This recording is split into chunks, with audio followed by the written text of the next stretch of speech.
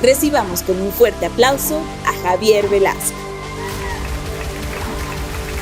Hola. Hola, San Ángel, Coyoacán, Ciudad de México. Y bien, vengo a hablarles del coco de todos, de la escritura. Si ustedes creen que porque vengo a hablarles aquí de escribir y porque tengo algunos libros publicados, soy alguien que domina las palabras, no es cierto. Nadie, absolutamente nadie domina las palabras y el lenguaje. Pero a veces, con suerte, con un poquito de empeño, dominamos al miedo a las palabras. Ese monstruo no está en las palabras, no está en el lenguaje, está dentro de nosotros. Pero antes de entrar de lleno al tema, quiero decirles algo, quiero contarles una historia. Alguna vez me invitaron a una terapia grupal que se llamaba la terapia de sanación del niño interior. Yo festivamente la llamaba la terapia del niño madreadito. Y bueno, ahí nos pidieron en primer lugar que escribiéramos una carta para nuestra mamá, pero que lo hiciéramos con la mano izquierda si es que éramos derechos y con la zurda si es que éramos zurdos. Ustedes ya me entendieron. El caso es que pues uno empieza a escribir la carta a su mamá, pero al momento de escribirlo con la mano contraria experimenta la dificultad que tenía cuando era niño para dibujar las palabras. Una dificultad endemoniada, no sé si ustedes lo recuerdan, pero era tortuoso, tanto que nos ponían a hacer unos ejercicios de caligrafía para que aprendiéramos a dibujar las letras. El caso es que uno, al tratar de escribirle la carta a su madre y sentir lo que había sentido a los 4 o 5 años, recuperaba esa sensación, esa vulnerabilidad de ser niño, de no saber si está uno a la altura de las expectativas de los grandes. Y por supuesto uno lloraba como Magdalena. Recuerdo que solo en esa sesión, entre 10 personas nos acabamos 3 cajas de Kleenex. Porque era un lloradero, era decir, mamá, me siento solo, me siento insuficiente. Porque claro, no solamente se trataba de hacer la letra, se trataba de hacer la letra para cumplir con la expectativa de la maestra, de nuestra Miss, y después cumplir con la expectativa de nuestros padres. Pasas toda la infancia y la adolescencia tratando de cumplir con las expectativas de los grandes. Por lo tanto, el acto de escribir se convierte de principio en algo tortuoso, difícil, duro, algo que te da miedo. Después, ¿qué pasa? Entras a la primaria y un día te dicen, escriban una composición sobre la patria. ¿Qué hago para hacer una composición sobre la patria? Pues lo que voy a hacer es fusilarme todo lo que he oído al respecto. Voy a aprender pedazos del himno nacional, voy a decir que la patria, que mis sentimientos, que un soldado en cada hijo te dio. Pero el punto es que no voy a decir nada mío. Lo que tengo ahí es la obligación de escribir algo para quedar bien con alguien más. Y bien, yo tenía 9 años, estaba en tercero de primaria, y algunos amigos se pusieron a jugar a inventar historias.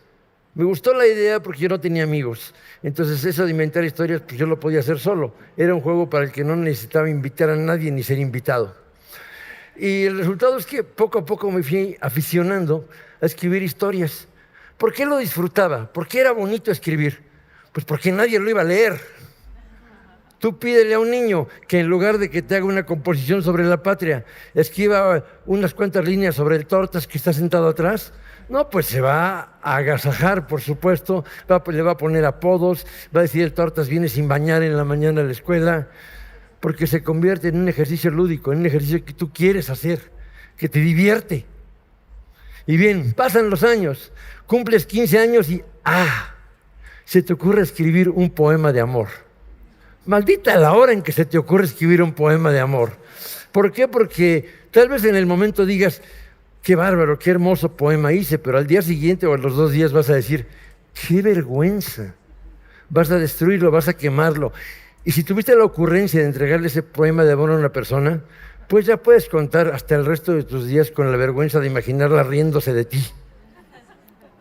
Porque poco a poco se va convirtiendo en una cosa del ego. Es decir, si yo no puedo dibujar un muñequito, digo, no sirvo para dibujar. Pero si no puedo escribir algo y expresar mis ideas por escrito, lo que pienso es, ay, no sirvo. No sirvo. Por alguna razón, cuando no podemos expresarnos, ya sea en público o por escrito, pensamos que no servimos, que algo está mal con nosotros. Entonces, cada vez que tenemos que sentarnos a escribir algo, se vuelve tortuosa. Es más, yo les voy a contar.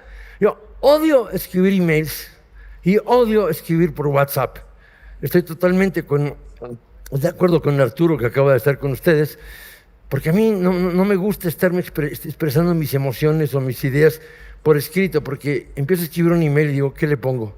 No, pero va a pensar esto, no, pero va a pensar aquello. De nuevo, estoy cumpliendo con expectativas ajenas. Y bien, ahora quiero invitarlos a hacer un ejercicio al que he llamado laboratorio de plagio. No se preocupen, no los voy a incitar a ninguna clase de delito, porque aquí vamos a regresarnos un poquito a la infancia. Cuando somos niños, pues plagiamos todo el tiempo, ¿cierto? Las cosas que aprendemos, pues las aprendemos de los grandes y tratamos de decir las cosas como las dicen los grandes. Tanto que muchas veces se ríen de nosotros porque mira qué tierno, dijo esto, dijo aquello, y uno los maldice en secreto porque dice, se están riendo de mí, ¿no? Porque pues se dan cuenta que uno todavía no está listo para imitar, para pasar por suyo, para pasar por auténtico aquello que está diciendo y que parece acartonado. Y sin embargo, ¿cuántas veces escribimos nosotros textos y se notan acartonados, se notan miedosos? Yo hace rato les decía que yo siempre tengo mucho miedo de salir aquí a hablar en público, porque en cuanto desde que salgo pensando, tengo que hacer el menor ridículo posible. Y cuando uno escribe, cuando uno se comunica con otros por escrito, también trata de hacer el menor ridículo posible. Cuando uno está escribiendo, está enseñando cosas y carencias que no quisiera que los demás supieran. ¿Por qué? Porque si les presumimos o si hablamos así durante la copa, pues podemos ser muy echadores, podemos decirles, yo he leído estos libros, a mí me gusta hacer esto, pero cuando escribimos, tememos que se den cuenta de que no es cierto, de que sabemos mucho menos, que a lo mejor somos muy torpes, nos exhibimos, nos vamos a exhibir. Entonces yo no me imagino cómo va a estar contento escribiendo lo que ustedes quieran, un párrafo, una línea, un artículo, alguien que tiene miedo de que las cosas no le van a salir, de que se van a reír de ti. Y bien, vamos con el laboratorio de plagio. Como en realidad no vamos a plagiar nada y como no nos vamos a robar absolutamente nada, yo les invito a jugar con una joya de la literatura. Vamos a aprender de Gabriel García Márquez. Entonces, he tomado el primer párrafo de 100 años de soledad para que juguemos con él. Empezamos. ¿No me hace caso esto? Perdón, ese sí. Se los voy a leer. Muchos años después, frente al pelotón de fusilamiento, el coronel Aureliano Buendía había de recordar aquella tarde remota en que su padre lo llevó a conocer el hielo. Qué principio, ¿no? Macondo era entonces una aldea de 20 casas de barro y caña brava, construidas a la orilla de un río de aguas diáfanas que se precipitaban por un lecho de piedras pulidas, blancas y enormes como huevos prehistóricos. El mundo era tan reciente que muchas cosas carecían de nombre y para mencionarlas había que señalarlas con un dedo. Muy bien, vamos a empezar a destrozar esto. Desde el principio, muchos años después, frente al pelotón de fusilamiento, vamos a cambiar algunas palabras y a dejar la misma lógica narrativa. Cierta tarde de otoño, frente a la gente del Ministerio Público, el hombre más buscado de todo México haría esfuerzos inútiles por recordar aquella maleta llena de dinero que sus padres le dieron a guardar. ¿Sí? Muy bien, ya quedó. Vamos con la segunda parte. En lugar de Macondo era entonces, decimos, Aguascalientes era por esos días una ciudad de fiesta. La gente bailaba por las calles como si nunca fuera a haber mañana y los policías apenas tenían tiempo para ocuparlo en perseguir bandidos como los personajes de esta historia. Bien, siguiente parte. El mundo era tan reciente, no. La Feria de San Marcos era tan reciente que muchos antros no tenían ni siquiera un nombre y para llegar a ellos había que ir siguiendo por las calles a los borrachos más escandalosos. Y bien, ya lo destruimos. Ahora vamos a destruir esto. El chiste es que al final no quede rastro de nuestro plagio. Si esta tarde de otoño lo cambiamos por una tarde lluviosa, justo al pie de la Torre Eiffel, la famosa psicóloga Louise Dupont se sentó a sollozar frente a la alcantarilla donde había ido a dar su iPhone nuevecito. Seguimos. Los teléfonos inteligentes eran la novedad entre los parisinos. Todo el mundo moría por tener uno, mientras otros morían atropellados por tomarse una selfie con el aparato. ¿Bien? Y en lugar de la Feria de San Marcos decimos, para colmo, el maldito artefacto se hacía indispensable como una prótesis. Quienes súbitamente lo veían perdido, como fue el caso de la doctora Dupont, llegaban a albergar pensamientos suicidas. Bien, ahora vamos a destrozar esto. Nada de que una tarde lluviosa. El día de mi cumpleaños, con 34 velas en el pastel, recuerdo que soplé con toda mi alma, esperando que el aire de mis pulmones fuera suficiente para echar de ahí a todos los presentes. Seguimos. Los teléfonos inteligentes eran la novedad entre los parisinos. Todo el mundo moría por tener uno. Perdón, esto es lo que había yo puesto. Se hace unos bolos también plagiando. En esas ocasiones me aburría yo tanto que era capaz de pasar el día en cama con tal de que creyeran que estaba muy enfermo. Y pasamos a la última parte. Para mi gran sorpresa, exhalé semejante ventarrón que lanzó por los aires a cada uno de los invitados, con todo y mesa, sillas y pastel. Supe entonces lo que era disfrutar de un auténtico feliz cumpleaños. ¿Qué sucede con esto? ¿Esto se puede publicar? Pues claro que no se puede publicar. Esto no es más que una diversión. Esto es un poco, y por eso se los quise poner, es un poco lo que yo hacía. No sé qué hice. Perdón. Es un poco lo que yo hacía de niño y lo que uno hace para escribir y para divertirse. Cuando uno hace una cosa de estas, no se propone aprender algo. No, lo que se propone es pasarla bien, es reírse, es jugar. Pero así, jugando se gana la práctica, se hace práctica jugando. El problema que tenemos es que nosotros nos sentamos a escribir solamente cuando tenemos que escribir.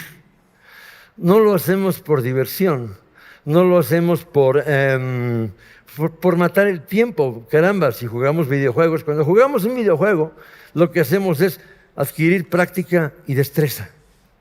Para escribir es lo mismo. Pero si tienes que cumplir con otra expectativa, si tienes que quedar bien con alguien, lo normal es que te empieces. Que uno se ponga rígido, totalmente rígido, y tiende a hablar con gran solemnidad.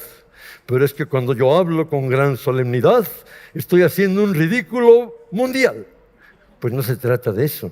Tenemos que hablar, uno tiene que hablar como es uno. Yo platicaba hace rato aquí atrás con Eufrosina, que me decía, bueno, es que mi libro lo hice con las palabras que yo uso. Yo no puedo ponerme a usar palabras rimbombantes porque no son las mías. Perfectamente, es que así es la escritura. Uno escribe como es. Uno cuando escribe no puede mentir, o le cuesta mucho trabajo mentir, y si miente, lo agarran. Por supuesto que te agarran, porque es muy fácil meter la pata y decir algo que no quisieras decir. Por eso, lo mejor es no tratar de verse bien. Es como cuando uno sale, se parece mucho al amor. Tú conoces a una chica, pero si dices, ¿qué va a pensar? ¿Qué va a decir de mí? Pues lo que va a decir es que eres un idiota, porque seguramente no vas a atreverte a decirle nada, vas a hacerle, ay, qué frío, ¿verdad? Sí, pero ayer hacía calor, ¿verdad? Sí. ¿Y qué pasa? Que te estás muriendo de miedo. Yo cuando digo, esas chicas que les escribí cartas de amor, que nunca les entregué, caramba, si en lugar de una carta de amor llena de palabras grandilocuentes, las hubiera hecho reír, y si hubiera escrito alguna cosa graciosa, yo creo que tendría más hijos en este momento, ¿no? No tengo, pero tendría varios. Porque lo que pasa es que cuando uno está tenso, cuando uno tiene miedo, ese miedo se nota. Entonces, Para escribir bien no tiene uno más que, bueno, ayuda mucho leer, por supuesto, pero lo primero es relajarte. Lo primero es decir, esto no tiene importancia. Cuando yo hice campañas de publicidad, normalmente lo primero que hacía era una campaña parodia. Una campaña para reírme de mí, reírme del producto. Y sin darme cuenta, iba mentalizando todo esto. Iba llevando a mi cabeza toda la lógica de la campaña que tenía que escribir. Luego entonces, cuando tenía que escribirla, pues funcionaba porque ya lo tenía todo en la cabeza. De la misma manera, cuando estamos fusilándonos 100 años de soledad, no es que nos vayamos a fusilar 100 años de soledad, es que estamos aprendiendo una estructura de lenguaje. Exactamente como cuando te metías a internet al principio y te robabas los códigos de las páginas web, les cambiabas algo y cambiaba la página. Pues es lo mismo. Lees un texto que está bien escrito y dices, a ver, vamos a destrozarlo. En el trabajo de destrozarlo, aprendes cómo se hace un texto. Después agarras otro y después otro. Así, por lo menos yo me enseñé a escribir. No así destrozando los textos, pero digamos que cada vez, cuando tenía 15, 16, 17 años, me fusilaba a más autores. Llegó un momento en que me fusilé a tantos que, como decía Octavio Paz, el plagio no es plagio si nadie encuentra el cuerpo del delito. Entonces, yo creo que lo primero que hay que hacer con la escritura es lo primero que hay que hacer con el amor, perderle el miedo. La escritura no muerde. El que tiene todas esas cosas dentro es uno. Yo tengo miedo, yo no sé qué hacer, yo pienso en el qué dirán. ¿Ustedes saben cuál es el enemigo más grande del escritor? Se los voy a decir. El ego. Ay, mi ego, no se vaya a caer mi ego. Que de nuevo, ¿qué van a pensar de mí? Pues ¿en qué pueblajo vives para que te preocupes por lo que piensen de ti, no? En realidad, lo importante, lo más difícil, y esto lo aprendí un día cuando fui a ver a mi padre a la cárcel, me regaló una tarjeta que decía, importa mucho más lo que tú pienses de ti mismo que lo que otros piensen de ti. Hasta la fecha sigo creyendo que esas palabras tendrían que estar a la entrada de mi casa en letras de oro. Cuando uno escribe y las cosas le salen bien, es cuando realmente le preocupa lo que piensa de sí mismo, lo que quiere de sí mismo, lo que opinen otros, da igual. La escritura está ahí, como están los videojuegos, como está el amor. Y cuando los tomas, más te vale que no les tengas miedo, porque si les temes, se va a notar y vas a hacer el ridículo que menos querías hacer. No te tomes tan en serio, ¿sí? Yo para poder escribir no puedo tomarme en serio. Cuando una novela no me sale, me pongo a hacer chistes a sus costillas. Hago el mambo del capítulo. Y en ese momento me empiezo a reír, le pierdo el respeto y lo hago como se hace el amor, como se hace la felicidad, así, sin pensarlo. Muchas gracias.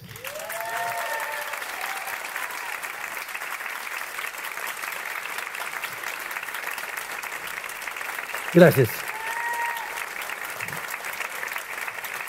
Gracias a todos. A plagiar se ha dicho.